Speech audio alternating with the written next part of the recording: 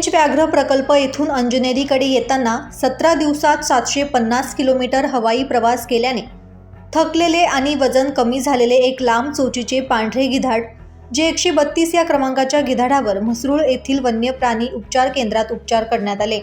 प्रवासामुळे थकलेले हे गिधाड वन खात्याने काळजी घेऊन वेळच्या वेळी अन्न पाणी दिल्याने तंदुरुस्त झाले असून वैद्यकीय तपासणीनंतर त्यास अंजनेरी गिधाड संवर्धन राखीव परिसरामध्ये निसर्गाच्या सानिध्यात मुक्त करण्यात आले।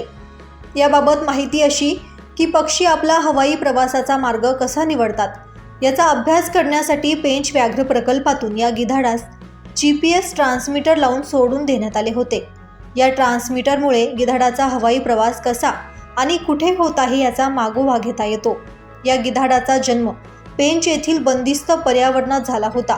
त्यास सोडून दिल्यानंतर या गिधाडाने स्वतःहून अन्न शोधत आणि योग्य दिशा निवडत नाशिकपर्यंत मजल मारल्याने पेंच व्याघ्र प्रकल्पातील प्रशिक्षण यशस्वी झाल्याचे आता स्पष्ट झाले आहे। त्र्यंबकेश्वर जवळील अंजनेरी टेकड्या भगवान हनुमानाचे जन्मस्थान म्हणून ओळखल्या जातात। त्याचबरोबर गिधाडांसाठी हा एक प्रसिद्ध अधिवास देखील आहे।